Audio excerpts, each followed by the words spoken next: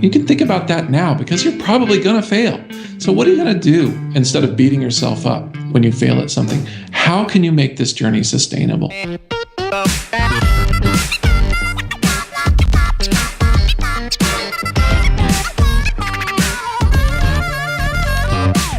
Hey, welcome to the Portfolio Life with Jeff Goins. This is the show that helps you pursue work that matters, make a difference with your art, and discover your true voice. If you've ever considered pursuing a publishing deal, a traditional publishing deal, or you're just curious, like, how do those really work? Then this show is going to help you a lot. Jeff and his guests give you the inside scoop from the perspective of the publisher. He's joined by an acquisitions editor from a major publisher. His job is to acquire books and writers. So if you want a book deal or if you've always just been curious about how they work, then listen closely to this interview. It might just change everything for you and for your writing career.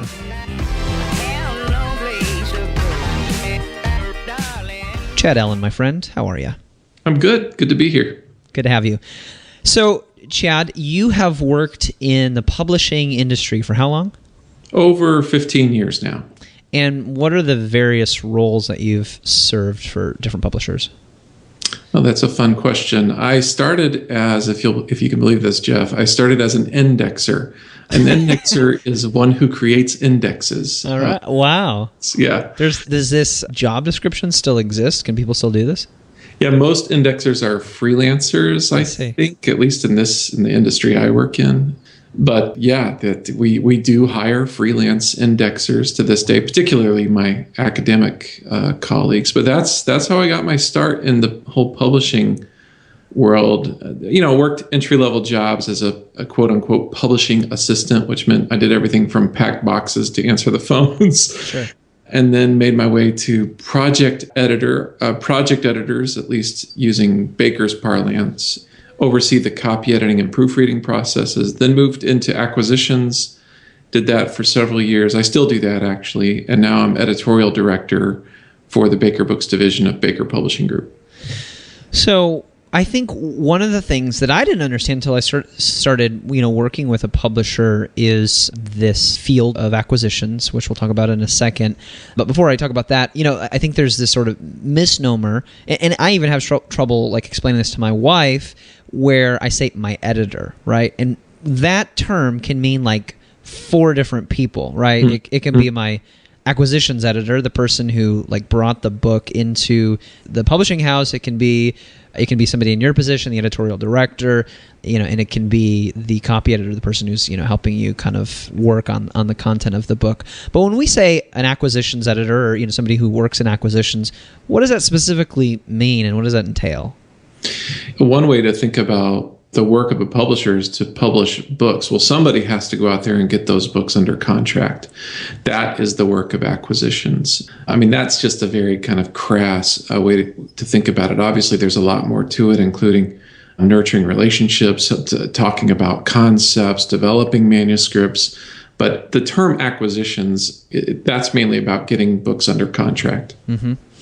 So what does it take? And you've got some helpful materials on your website, about this. But what does it take to if I want to get a book contract, which I think anybody who's ever dreamed of writing a book, this is sort of like the holy grail. And I wish I could say this applies to just hard and fast writers, but it applies to almost everybody. Almost everybody I talk to, almost everybody listening to this has probably at one point in their life or will at some point entertain the idea of writing a book. It's just one of those things that if we could have our ideal circumstances, we all feel like we have a story to tell or a message to share. So for those who are really interested in that and committed to figuring it out about working with a traditional publisher, what does that process look like?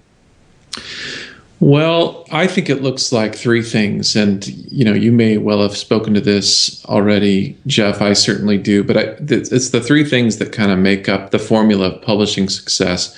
And those are a great concept, an influential platform, and terrific writing. Those are the 3 things that make for publishing success, that capture the attention of publishers. And of course, you would demonstrate that you have those things in a book proposal.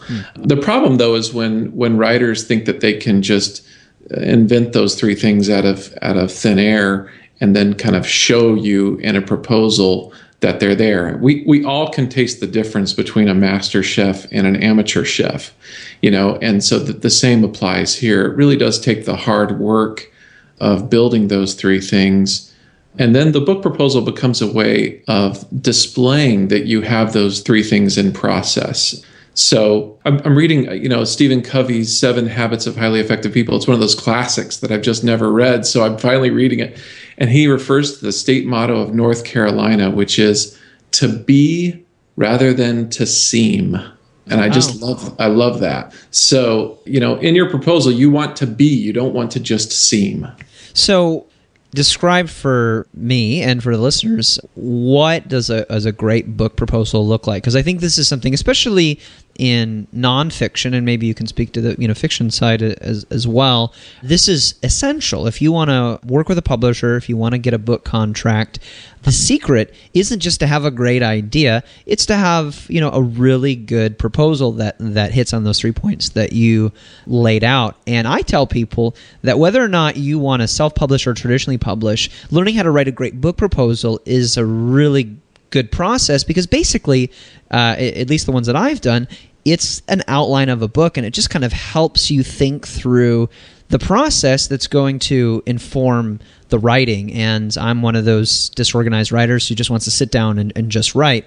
The problem is when I don't have any organization and I just kind of write whatever I'm thinking of, the reader can usually tell. Just like when you're tasting a meal, to use your shelf analogy, when you're tasting a meal and you go, yeah, it just looks like they just mixed some things up in the kitchen. They weren't really following a recipe or anything. The same is true, I think, for a book that doesn't really have any structure. And a book proposal, for me, is a great way to begin that organizational process to figure out exactly what I want to say in this book. But I know there's more to the process than that. So if you could walk somebody through the book proposal process, what might that look like?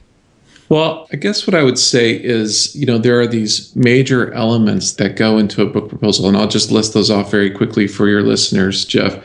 Obviously, the title and subtitle. And really, think of your title and subtitle as a concept label.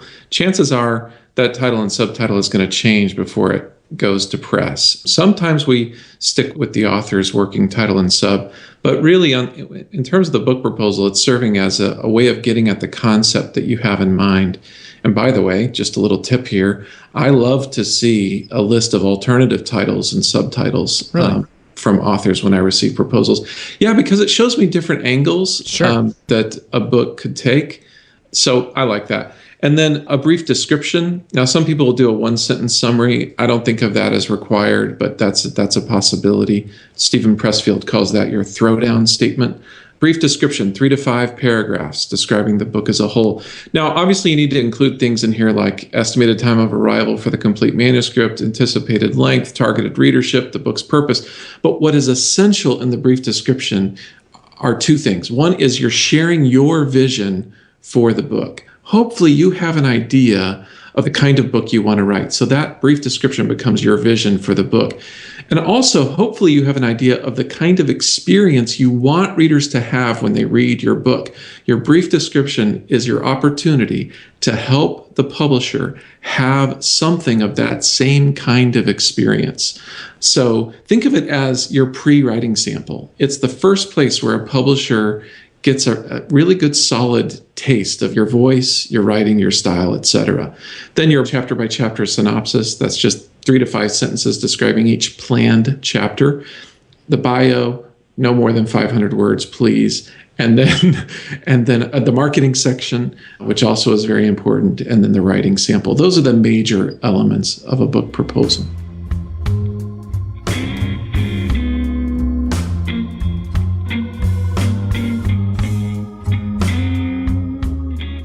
So I want to go back to those 3 major elements that you talked about: the concept, platform, and then the excellent writing.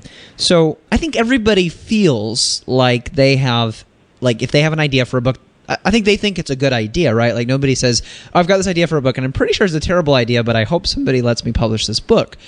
But obviously, not every idea that somebody has for a book is a great idea or a great concept. And, I doubt you accept every book proposal that comes across your desk. So can you give us a sense, or maybe even some examples, and they can be, true or not, of what's a, really great book concept and what's, a not so great concept?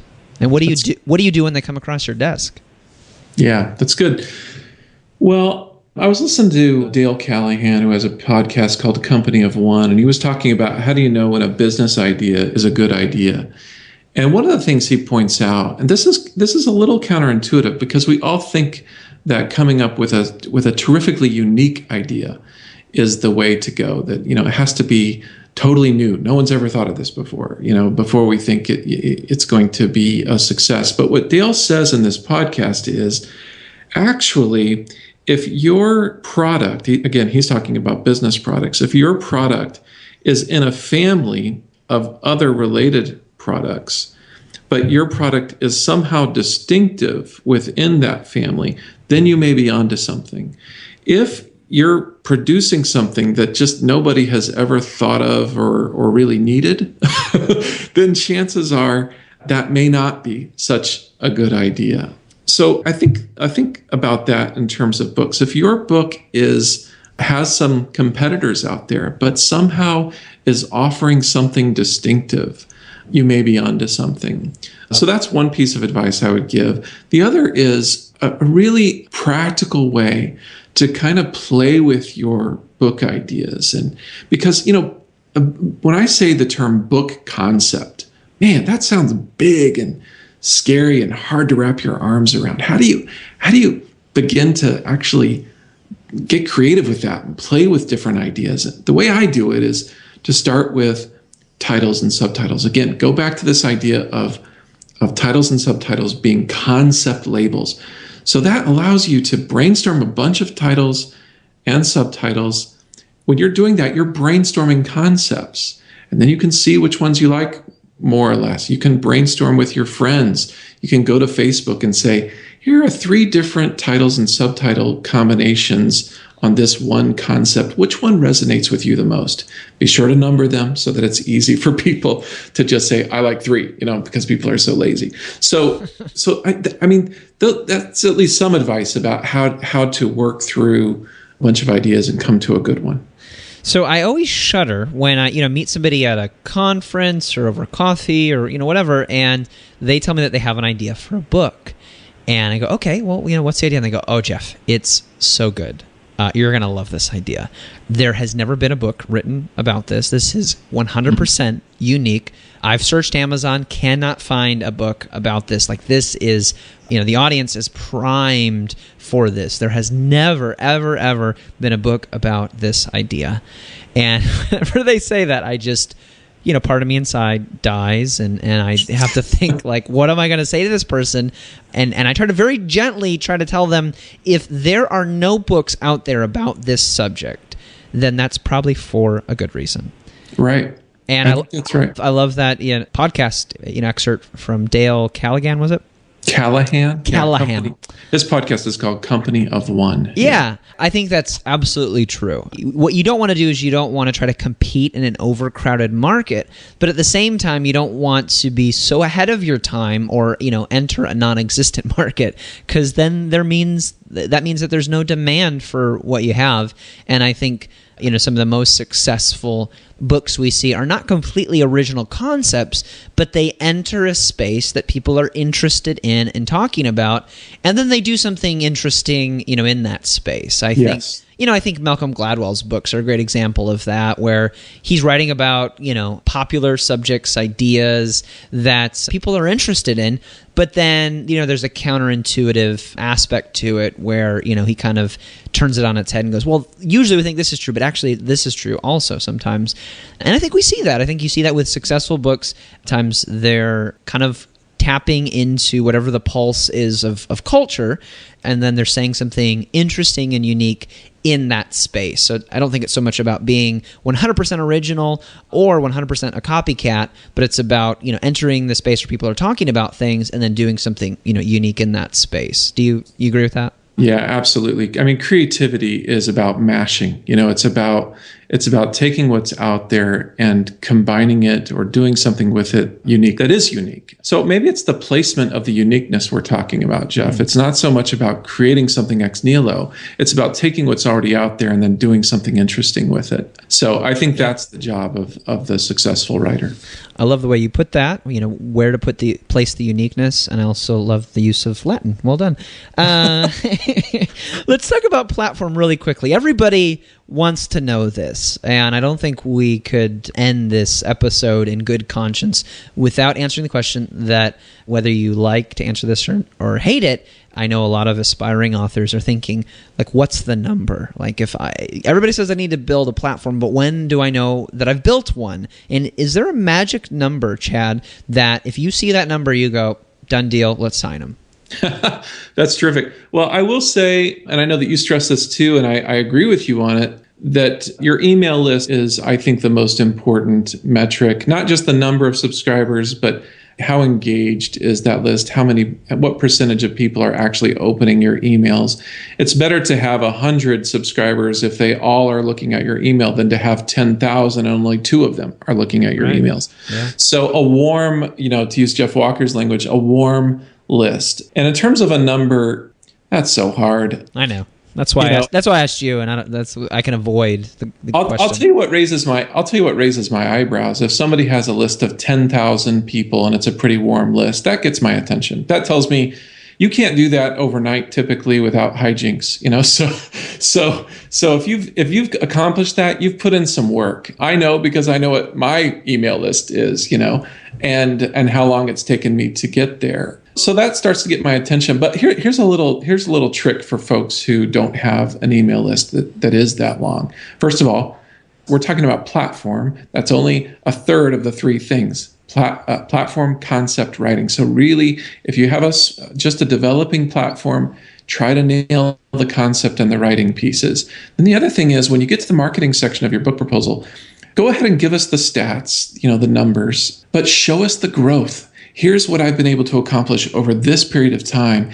And oh, by the way, here's my plan for growing it over the next several months. Publishers are smart enough to know that it's going to be months, if not a year or more, between when we sign the contract and when we publish the book. That's a lot of time to be intentional about building your platform. So focus on the growth you've already accomplished and your growth plan for the future. That would be my kind of tip on how to deal with a less than impressive platform. Yeah, I love that idea of the growth plan because, as you said, most likely, if you're working hard to grow the platform, it's going to be bigger once the book comes out. And yeah, you probably need a certain, critical mass to get the book contract in the first place, maybe. But that platform isn't really useful until, right before and after the book comes out. So I think that's a great point.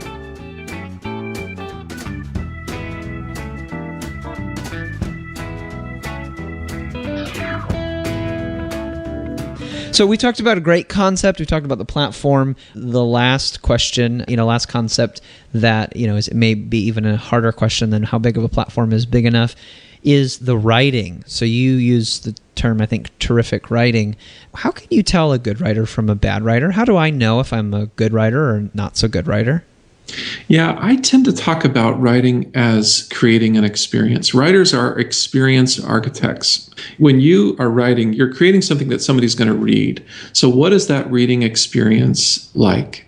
I know a good book because I can't put it down. It's so engaging that either because of the great stories or because of the interesting ideas that I want to keep reading it. I don't want to let it go. When I have to close it, I'm kind of sad, We've all had that feeling when a book becomes such a great companion that we're just kind of sorry to say goodbye to it, at least for a little while. So that's what we're all striving for. There's no shortcuts for that. Sure, some people are more naturally talented at writing than others. That's like anything. But there's really no shortcut to becoming a great writer. It's the BIC method of becoming a great writer, but in chair, So obviously you want to read good books. And I tend to think the best writing is concrete writing as distinct from abstract writing. I think the best communicators push as much content to the concrete level rather than kind of staying in the clouds and at the level of principles or abstract ideas.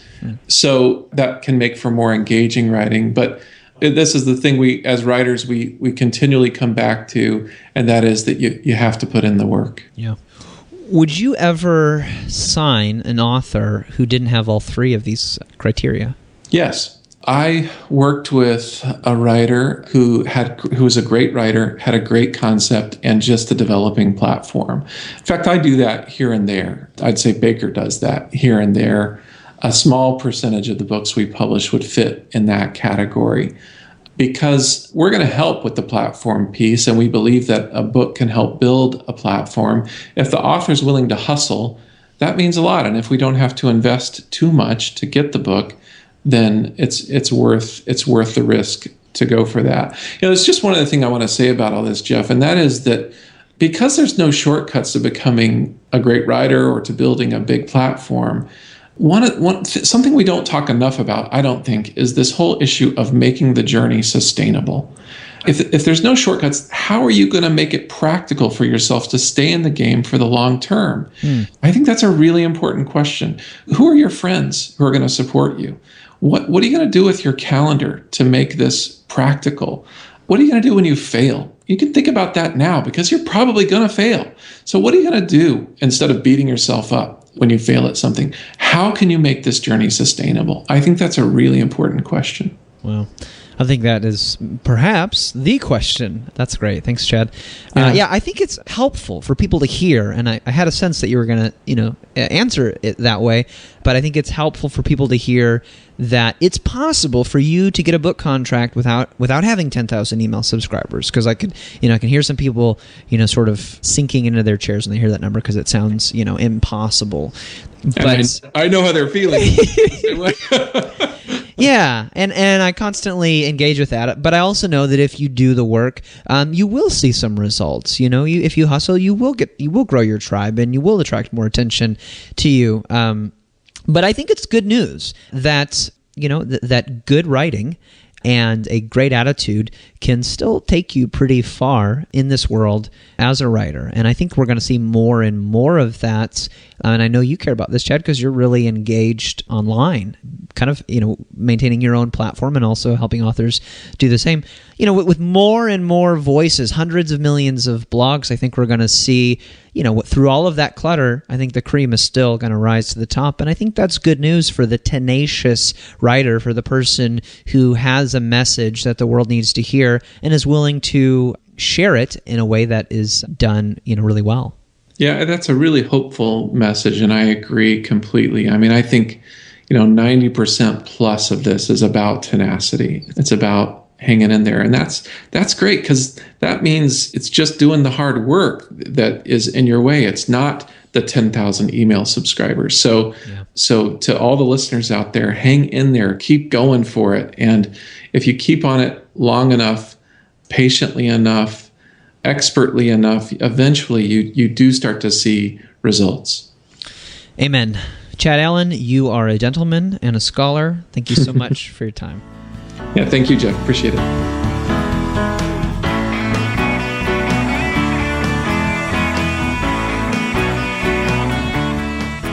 Hey, thanks for taking time to listen to today's episode with Jeff and Chad Allen of Baker Books.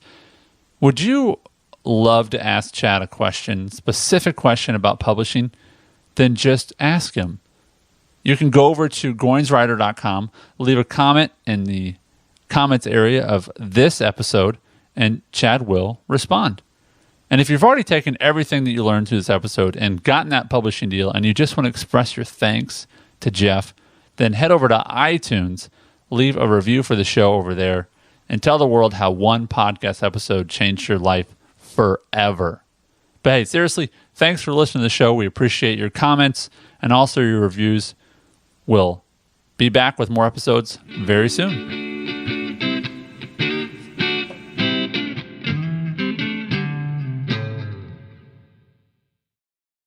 The three things that kind of make up the formula of publishing success, and those are a great concept, an influential platform, and